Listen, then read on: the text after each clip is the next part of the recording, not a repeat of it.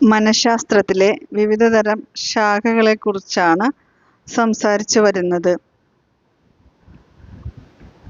കഴിഞ്ഞ ഭാഗത്ത് സംസാരിച്ചിരുന്നതിൽ counselling psychology, physiological psychology, consumer psychology, പരസ്യത്തിൻ്റെ മനഃശാസ്ത്രം, ചൈൽഡ് സൈക്കോളജി ശിശു മനഃശാസ്ത്രം, developmental psychology, clinical psychology, social psychology, political psychology, പരീക്ഷണ മനഃശാസ്ത്രം എക്സ്പെരിമെൻ്റൽ സൈക്കോളജി, പാരാസൈക്കോളജി, കുറ്റകൃത്യങ്ങളുടെ മനഃശാസ്ത്രം psychology of crime, sports psychology, പരിസ്ഥിതി മനഃശാസ്ത്രം എൻവയോൺമെൻ്റൽ സൈക്കോളജി എന്നിവയാണ് വിശദീകരിച്ചത്. അടുത്തതായി community psychology. American psychological association APA community psychology എന്നൊരു പുതിയ വിഭാഗം സ്ഥാപിച്ചതോടുകൂടിയാണ് ഈ ശാഖ രൂപീകൃതമായത്. രോഗങ്ങൾക്ക് കാരണം സാമൂഹിക ഘടകങ്ങളാണെന്നും സമൂഹത്തിലെ മുഴുവൻ പേർക്കും എത്രയും പെട്ടെന്നും എളുപ്പത്തിലും സേവനം ലഭ്യമാക്കുവാൻ ശ്രമിക്കേണ്ടതാണെന്നും കമ്മ്യൂണിറ്റി സൈക്കോളജിക്കൽ അസോസിയേഷനിലെ കമ്മ്യൂണിറ്റി സൈക്കോളജിസ്റ്റുകൾ വിശ്വസിക്കുന്നു.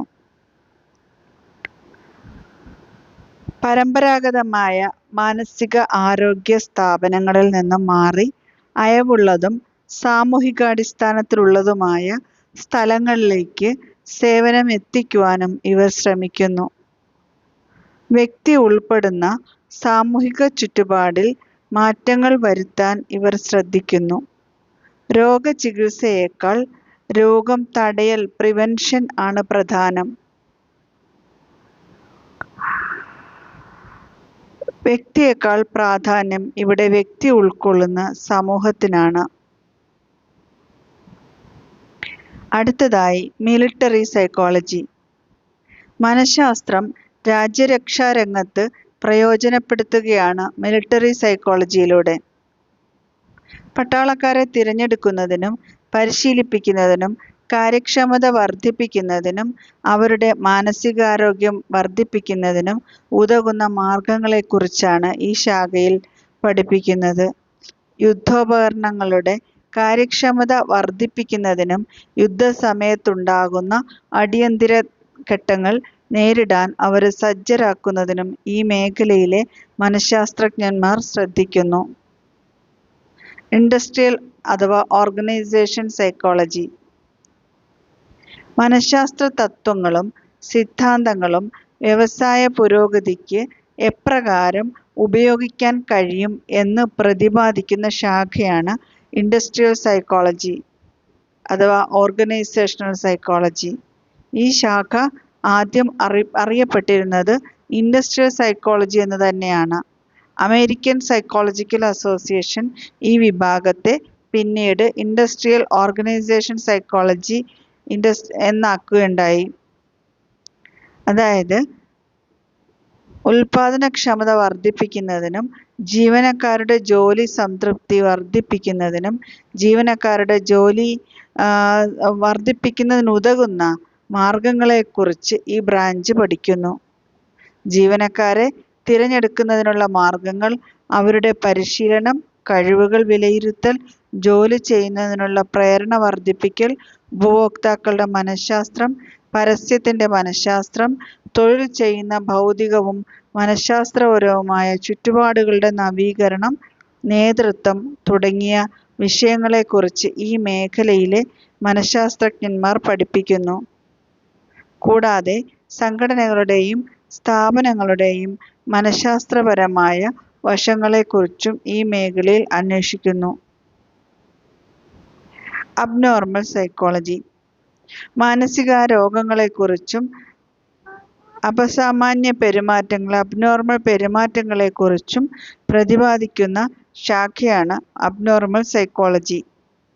വിവിധ മാനസിക രോഗങ്ങൾ, അവയുടെ ലക്ഷണങ്ങൾ, കാരണങ്ങൾ തുടങ്ങിയവയെക്കുറിച്ച് ഇവിടെ പ്രതിപാദിക്കുന്നു. ഈ ശാഖ സൈക്കോപത്തോളജി എന്നുകൂടി അറിയപ്പെടുന്നു. ഇന്ന് ഈ വിഷയം ക്ലിനിക്കൽ സൈക്കോളജി എന്ന മേഖലയിലാണ് ഉൾപ്പെടുത്തിയിരിക്കുന്നത്. ബോധാവസ്ഥകളുടെ മനഃശാസ്ത്രം. ഉണർന്നിരിക്കുന്ന ബോധാവസ്ഥ, വേക്കിംഗ് സ്റ്റേജ്, സ്വപ്നം, ഡ്രീം സ്റ്റേജ്, ഉറക്കം, ഡീപ്പ് സ്ലീപ്പ്, അസാധാരണമായ ബോധാവസ്ഥകൾ, അൾട്ടേർഡ് സ്റ്റേറ്റ് ഓഫ് കോൺഷ്യസ്നസ് തുടങ്ങിയവയെക്കുറിച്ച് പ്രതിപാദിക്കുന്ന മനഃശാസ്ത്ര ശാഖയാണ് ബോധാവസ്ഥകളുടെ മനഃശാസ്ത്രം, സൈക്കോളജി ഓഫ് കോൺഷ്യസ്നസ്.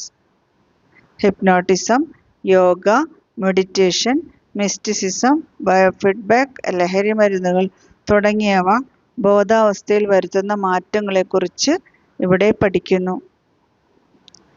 അടുത്തതായി health psychology. American psychological association 1980 സ്ഥാപിച്ച ഒരു വിഭാഗമാണ് ഹെൽത്ത് സൈക്കോളജി.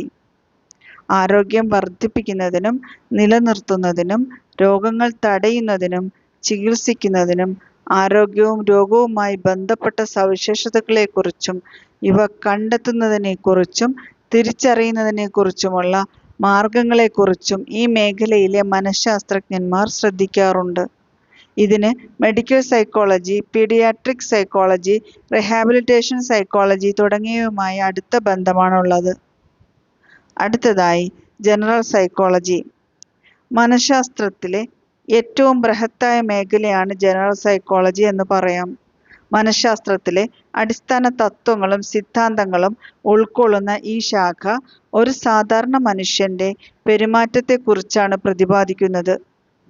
വ്യത്യസ്ത സ്ഥലങ്ങളിൽ ജീവിക്കുന്ന വിഭിന്ന വ്യക്തികളിൽ ബാധകമാക്കാവുന്ന പൊതുതത്വങ്ങളും സിദ്ധാന്തങ്ങളും ഈ ശാഖ രൂപവൽക്കരിക്കുന്നു.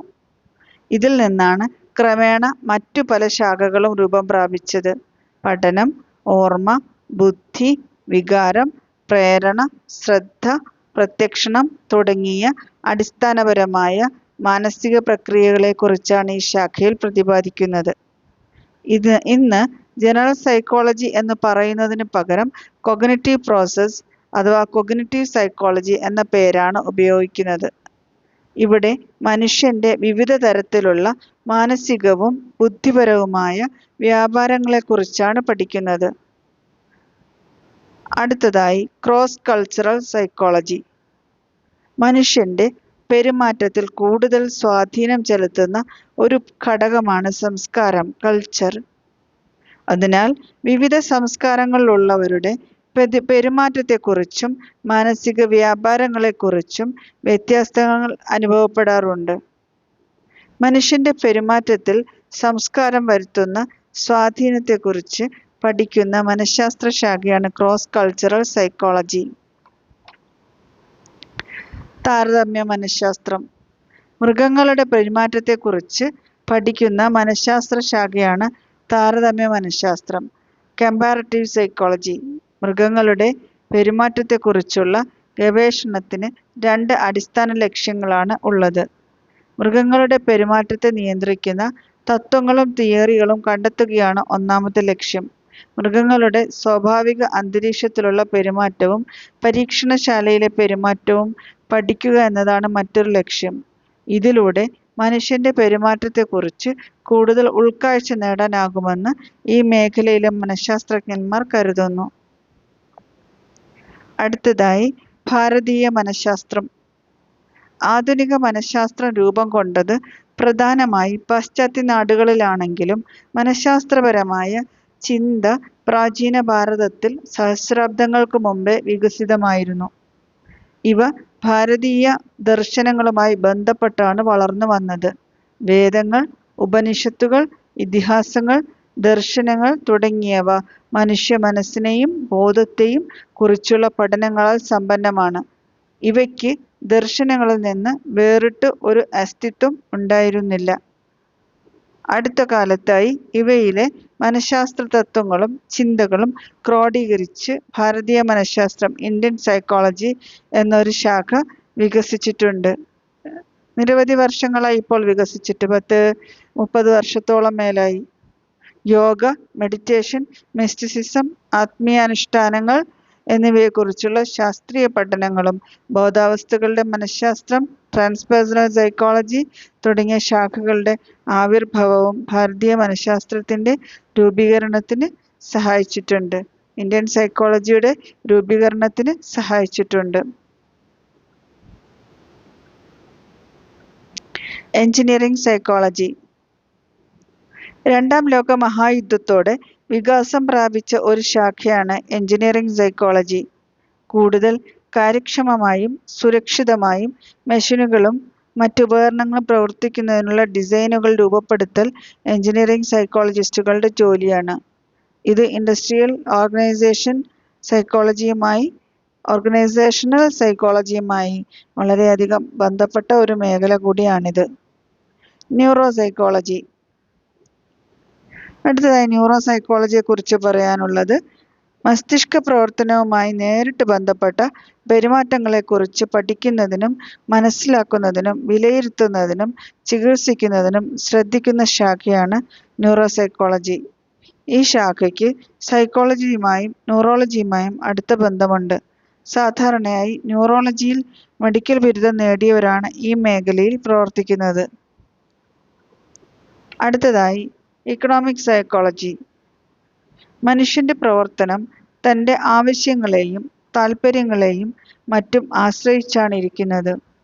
ഓരോ വസ്തുവിൻ്റെയും മൂല്യം അത് ഈ ആവശ്യങ്ങൾ എത്രമാത്രം സംതൃപ്തമാക്കുന്നു എന്നതിനെ ആശ്രയിച്ചാണ് ഇരിക്കുന്നതിന്.